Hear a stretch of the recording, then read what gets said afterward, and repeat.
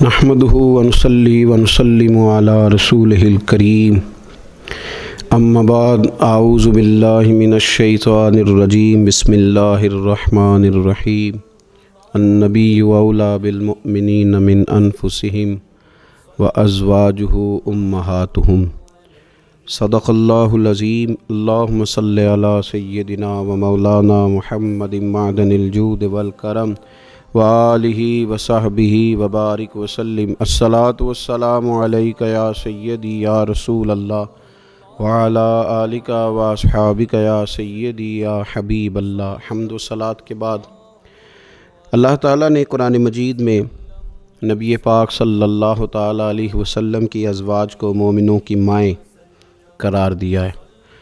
فرمایا النبی اولی بالمؤمنین من انفسہم، فرمایا یہ نبی مومنوں کے ان کی جانوں سے بھی زیادہ قریب ہیں، وازواجہ امہاتہم، اور ان کی بیویاں ان کی مائیں ہیں۔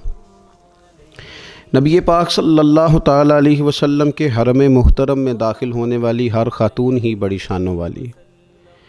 وہ پاک باز اور بلند بخت خواتین جنہیں حضور سید عالم صلی اللہ تعالیٰ علیہ وسلم کی خدمت عالی مرتبت میں حاضری کا شرف ملا، وہ جو حضور کی ازواج مطہرات ہیں، اللہ تعالیٰ نے انہیں بڑے ہی درجات عطا فرمائے۔ لیکن ان خواتین میں سے سیدہ خدیجۃ الکبریٰ رضی اللہ تعالیٰ عنہا، سیدہ عائشہ صدیقہ رضی اللہ تعالیٰ عنہا انفرادی شان رکھتی ہیں، باقی تمام بھی کئی شانوں میں منفرد ہیں، کئی مقامات میں منفرد ہیں۔ آج ہم بات کرنے جا رہے ہیں سیدہ عائشہ صدیقہ رضی اللہ تعالیٰ عنہ، وہ خاتون جس کو میرے نبی پاک صلی اللہ تعالیٰ علیہ وسلم نے فرمایا عائشہ تم سے نکاح کرنے سے پہلے حضرت جبریل امین علیہ السلام 3 دن تک ریشمی کپڑے میں تمہاری صورت لپیٹ کے لا کے مجھے دکھاتے رہے، اور عرض کرتے یا رسول اللہ صلی اللہ علیہ وسلم یہ عائشہ دنیا اور آخرت میں آپ کی بیوی ہے۔ نبی پاک سید عالم صلی اللہ تعالیٰ علیہ وسلم نے اس پاک باز خاتون سے فرمایا عائشہ یہ جبریل کھڑے ہیں اور تمہیں سلام کہہ رہے ہیں۔ حضرت عائشہ صدیقہ رضی اللہ تعالیٰ عنہ کو اللہ تعالیٰ نے بڑی شانیں عطا فرمائیں، اور سب سے بڑی شان یہ تھی کہ وہ رب کے حبیب کی محبوبہ تھی۔ نبی پاک علیہ السلام نے سیدہ فاطمہ الزہراء رضی اللہ تعالیٰ عنہ سے خود فرمایا، کہا فاطمہ تمہارے باپ کو عائشہ سے بڑھ کر کوئی بھی محبوب نہیں۔ حضرت عائشہ صدیقہ رضی اللہ تعالیٰ عنہ کو اللہ تعالیٰ نے انفرادی عظمتوں سے نوازا، انفرادی شانوں سے نوازا، ان کو اللہ تعالیٰ نے بے شمار خصوصیات عطا فرمائی۔ حکیم الامت مفتی احمد یار خان صاحب نعیمی رحمۃ اللہ علیہ فرمایا کرتے تھے سیدہ عائشہ صدیقہ کے فضائل تو ریت کے ذروں سے بھی زیادہ ہیں، بارش کے قطروں سے بھی زیادہ ہیں، ان کے فضائل تو درختوں کے پتوں سے بھی زیادہ ہیں۔ اللہ تبارک و تعالیٰ نے انہیں بڑی عظمتوں سے شانوں سے نوازا۔ حضرت ابو موسیٰ اشعری رضی اللہ تعالیٰ عنہ فرماتے ہیں کہ نبی پاک علیہ الصلاۃ والسلام کے اصحاب کو اگر کسی دینی مسئلے میں اشکال ہوتا تھا تو وہ جا کے اپنا مسئلہ سیدہ عائشہ صدیقہ سے حل کروایا کرتے تھے۔ اللہ تعالیٰ نے انہیں اتنا علم عطا فرمایا تھا کہ صحابہ کرام اپنے مسائل جا کے سیدہ عائشہ صدیقہ رضی اللہ تعالیٰ عنہ سے حل کراتے۔ کیوں؟ اس لیے کہ انہوں نے دین مدینے والے رسول سے لیا تھا، انہوں نے ڈائریکٹ حضور سے دین حاصل کیا تھا، فیض یاب ہوئیں۔ حضور سے جو کچھ انہوں نے حاصل کیا وہ انہوں نے امت میں تقسیم کیا ہزاروں کی تعداد میں۔ حضرت عائشہ صدیقہ رضی اللہ تعالیٰ عنہ کی مرویات ہمارے سامنے موجود ہیں۔ حضرت حکیم الامت مفتی احمد یار خان صاحب رحمۃ اللہ علیہ فرماتے ہیں کہ از آدم تا ای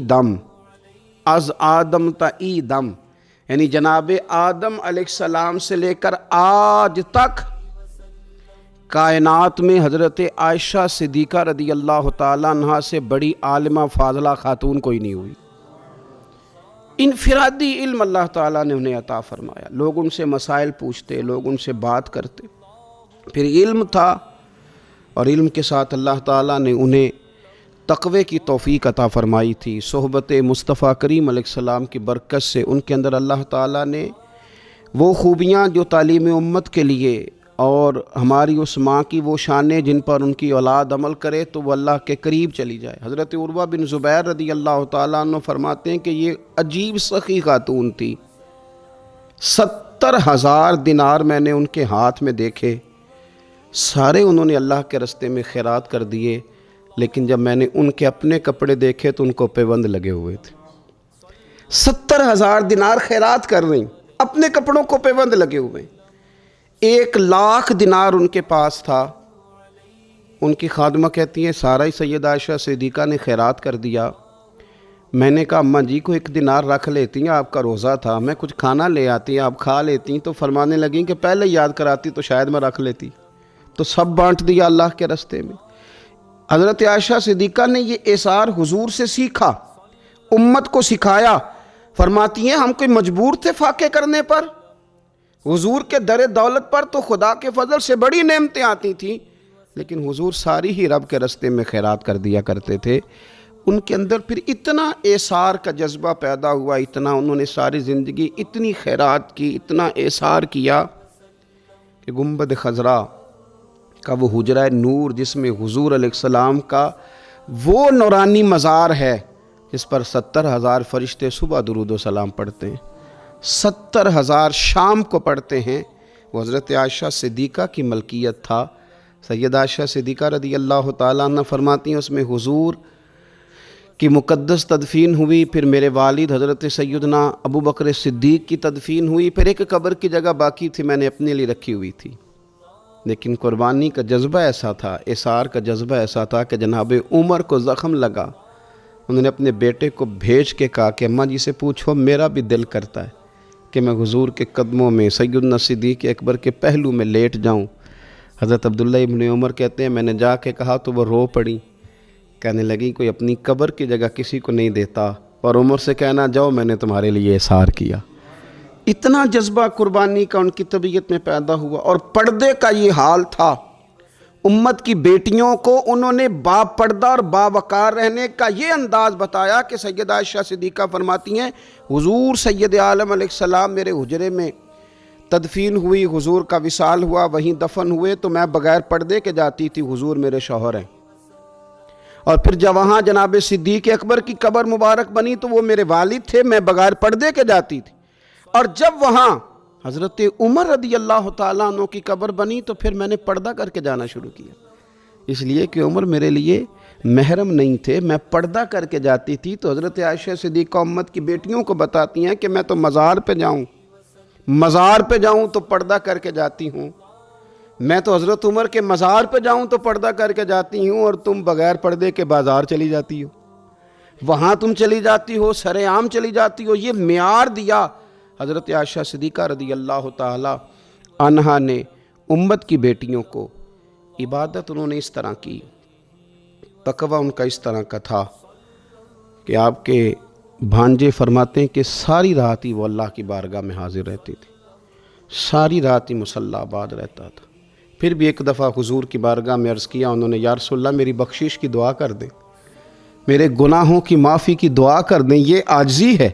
تو نبی پاک علیہ السلام نے دعا کر دی، اے اللہ عائشہ کے ظاہری بھی معاف کر دے، باطنی بھی معاف کر دے، اگلے بھی معاف کر دے، پچھلے بھی معاف کر دے۔ اتنی خوش ہوئی کہ مسکراتے مسکراتے حضور کی گود میں آ گئیں۔ صحیح ابن حبان میں موجود ہے کہ نبی پاک نے فرمایا عائشہ اس دعا پہ تو بڑی راضی ہوئی ہے نا؟ یا رسول اللہ میں بڑی راضی ہوئی ہوں۔ تو دیکھنا حضرت عائشہ صدیقہ کے صدقے امت پر کتنا کرم ہو رہا ہے۔ حضور نے فرمایا تو بڑی راضی ہوئی ہے نا یہ دعا سن کے کہ اللہ اس کے ظاہری بھی معاف کر دے، باطنی بھی معاف کر دے، اگلے بھی معاف کر دے، پچھلے بھی معاف۔ حضور میں بڑی راضی ہوئی ہوں۔ تو حضور فرمانے لگے مجھے اللہ کی عزت کی قسم میں یہ دعا اپنی ہر نماز میں اپنے ہر امتی کے لیے کیا کرتا ہوں۔ یہ ہمیں حضرت عائشہ صدیقہ کے صدقے یہ دعا نصیب ہو رہی ہے۔ غریبوں کا بھلا کر رہی ہیں سیدہ عائشہ صدیقہ، اپنی اولاد کا بھلا کر رہی ہیں، امت کا بھلا کر رہی ہیں۔ حضرت عائشہ صدیقہ رضی اللہ تعالیٰ عنہ سخت گرمی میں بھی عرفہ کے دن کا روزہ رکھا ہوا تھا، اپنے اوپر پانی چھڑک رہی تھیں۔ تو کسی نے کہا اماں جی اس گرمی میں روزہ رکھنے کی اور نفلی روزہ رکھنے کی کیا ضرورت تھی؟ تو آپ فرمانے لگی تمہیں پتہ ہے حضور نے فرمایا جو عرفہ کے دن کا روزہ رکھے گا اس کے سارے سال کے گناہ معاف کر دیے جائیں گے۔ تھوڑی دشواری ہوئی تو کیا ہوا؟ اس کیفیت کے ساتھ حضرت عائشہ صدیقہ رضی اللہ تعالیٰ عنہ کو اللہ تبارک و تعالیٰ نے شانیں عطا فرمائیں، عظمتوں سے نوازا، ان کو اللہ نے بڑی بلندیوں سے نوازا۔ حضرت عائشہ صدیقہ رضی اللہ تعالیٰ عنہ نا بطور ناز کے فرمایا کرتی تھیں، کہتی تھی 10 خوبیاں لوگوں مجھے وہ ملی ہیں جو میرے علاوہ کسی حضور کی زوجہ کو نہیں ملی۔ سب کی الگ الگ خصوصیات ہیں نا، سب کی الگ الگ شانیں، انفرادیت ہے۔ فرماتی تھی 10 چیزیں مجھے ایسی ملی ہیں جو میرے علاوہ کسی کو نہیں ملی۔ اماں جی وہ کون سی؟ تو فرمانے لگی میرے علاوہ حضور نے کسی کنواری عورت سے نکاح نہیں کیا۔ پھر فرمانے لگی میرے علاوہ حضور کی کوئی بیوی ایسی نہیں، کوئی اہلیہ ایسی نہیں جس کا باپ بھی مہاجر ہو، جس کی ماں بھی مہاجر ہو۔ اور پھر فرمانے لگی لوگو اللہ تبارک و تعالیٰ کا کرم دیکھو، رب کریم نے میری برات اور میری پاک دامنی کا اعلان عرش سے جاری فرمایا ہے۔ عرش سے حضرت عائشہ صدیقہ کے بارے میں 18 آیتیں سورہ نور کی نازل ہوئی۔ پھر سیدہ عائشہ صدیقہ رضی اللہ تعالیٰ عنہ فرمانے لگی میں ہی وہ خاتون ہوں کہ نکاح سے پہلی ریشمی کپڑے میں لپیٹ کے حضرت جبریل میری صورت لا کے حضور کو دکھایا کرتے۔ پھر فرمانے لگی میں ہی وہ عورت ہوں، میں ہی وہ حضور کی اہلیہ ہوں کہ جس برتن سے حضور غسل کرتے تھے مجھے بھی اسی سے غسل کرنے کا شرف حاصل ہو جاتا تھا۔ پھر فرماتی ہیں لوگوں یاد رکھو میں ہی نبی پاک صلی اللہ تعالیٰ علیہ وسلم کی وہ بیوی ہوں کہ میں حضور کے سامنے سوئی رہتی تھی، حضور تہجد کی نماز پڑھتے رہتے تھے، گویا جو انوار و تجلیات تہجد کے وقت وہاں نازل ہوتے تھے مجھے بھی اس میں سے خیرات ملا کرتی تھی۔ حضرت عائشہ صدیقہ رضی اللہ تعالیٰ عنہ فرماتی ہیں یہ میرا ہی مقام ہے کہ حضور میرے بستر میں ہوتے تھے اور حضور پر وحی نازل ہو جایا کرتی تھی۔ پھر ارشاد فرماتی ہیں کہ نبی پاک صلی اللہ تعالیٰ علیہ وسلم نے مجھے ہی وہ مقام دیا کہ حضور کا نورانی وجود میری گود میں تھا جب نبی پاک نے وصال فرمایا۔ فرمانے لگی میں ہی وہ خوش نصیب ہوں کہ میری باری تھی جب میرے نبی پاک کا وصال ہوا۔ اور 10ویں نمبر پہ فرمانے لگی لوگوں میں ہی وہ خوش قسمت ہوں کہ جس کے حجرے میں رسول پاک علیہ السلام کو دفن کیا گیا۔ قیامت تک جس پر لوگ سلام بھیجیں گے جسے گنبد خضرا کہا جاتا ہے، یہ وہی مقام ہے جو حجرہ عائشہ صدیقہ کہلایا کرتا تھا۔ اللہ تو سیدہ عائشہ صدیقہ کے صدقے ماؤں پہ فضل فرما، بہنوں کے نصیبے اچھے فرما اور بیٹیوں کو برکتیں عطا فرما۔ آخر دعوایا ان الحمدللہ رب العالمین۔